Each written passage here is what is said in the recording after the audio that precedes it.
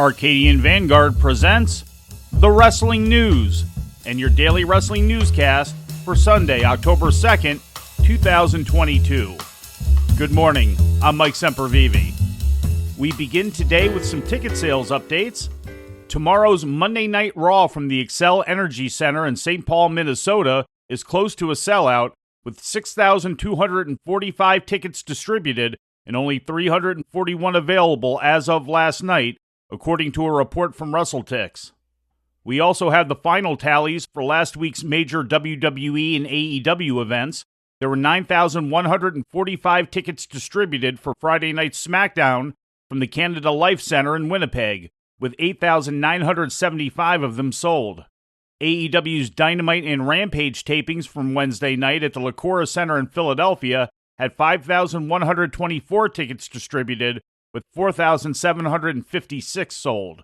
Monday Night Raw from Rogers Place in Edmonton, Alberta was the most attended, with 11,681 tickets distributed.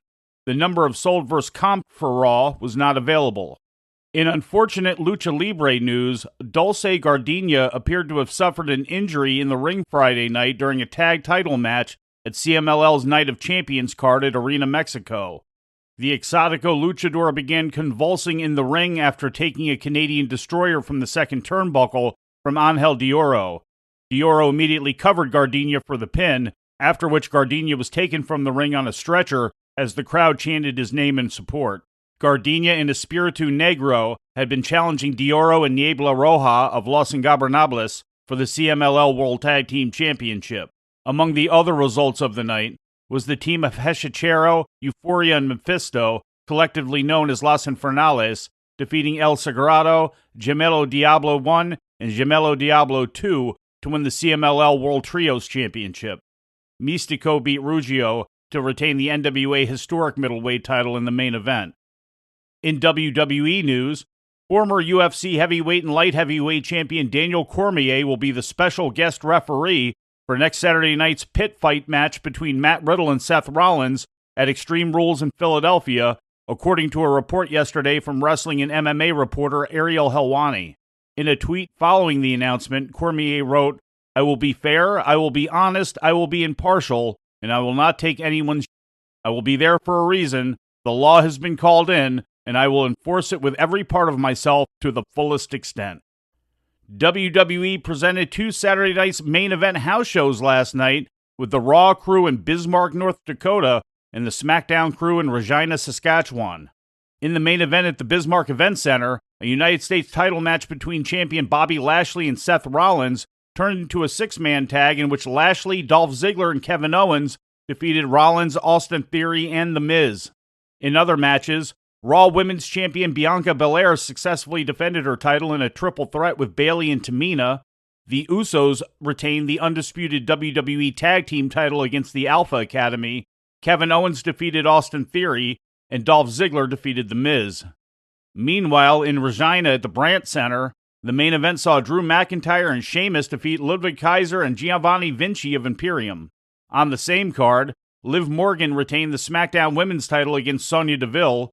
Sami Zayn and Solo Sikoa of the Bloodline defeated Madcap Moss and Ricochet. Ashante the Adonis and Top Dollar of Hit Row defeated Maximum Male Models, while Hit Row's B-Fab lost to Natalya.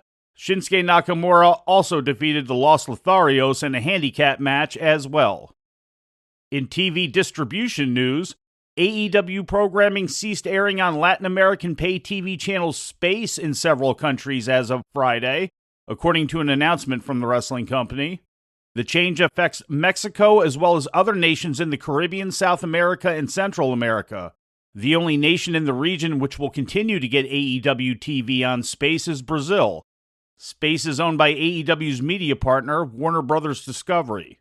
As of yesterday, AEW programming including Dynamite, Rampage, Dark Elevation, and Battle of the Belt specials are available in the affected countries on AEW Plus, a paid streaming service carried on Fight TV in markets where AEW does not have TV deals. Turning to Japan, members of New Japan's pro wrestling roster were in England on Saturday for night one of the company's Royal Quest II weekend. In the main event of the show, held at Crystal Palace National Sports Center, IWGP World Tag Team Champions FTR defeated Aussie Open to retain the titles. Other notable match results include Will Ospreay defeating Shota Umino, Kazuchika Okada and Tomohiro Ishii defeating Bad Dude Tito and Zack Knight. Knight was substituting for Jonah, who was unable to travel due to the effects of Hurricane Ian, and Hiroshi Tanahashi, Tama Tonga, Hikuleo, and Jado defeated Bullet Club members Jay White, Carl Anderson, Doc Gallows, and Gato. The company runs the Sports Center again today with a scheduled main event of Tetsuya Naito against Zack Sabre Jr. Stardom's 5-star Grand Prix wrapped up at the Musashino Force Sports Plaza in the Chofu section of Tokyo on Saturday. Giulia defeated Tam Nakano, finishing her with a Northern Lights bomb in the final match of the night to take home her first victory in the annual tournament, which is modeled after the traditional setups of All Japan's Champions Carnival and New Japan's G1 Climax. Earlier in the night, Giulia had defeated Suzu Suzuki to finish with 17 points and win the blue block of the tournament. After her victory in the final, Giulia challenged Suri Kondo for the World of Stardom Championship at Dream Queendom on December 29th. Suri, a former UFC fighter and kickboxer, controlled her own destiny to get to the final, but failed to win the red block when she lost to Risa Serra, which allowed Nakano, who finished the league with 16 points, to advance. And before we leave you today, we'd like to remind you that however you consume your content, you can find the wrestling news 24 hours a day and 7 days a week across social media. On Twitter, follow us at Wrestling News AV. Our Facebook page is also Wrestling News AV. The Wrestling News can also be found on the Arcadian Vanguard YouTube page. And for those who utilize Amazon Echo devices, just tell Alexa to play the Wrestling News podcast, and remember to make sure you add podcast at the end. Once again, for daily updates, breaking news, and more, follow the Wrestling News across social media. And that's the news for today. If anything happens, we will be here to tell you about it. No clickbait, no paywall, just the Wrestling News. The Wrestling News is a division of Arcadian Vanguard, and the Wrestling Newscast is a production of the Arcadian Vanguard Podcast Network.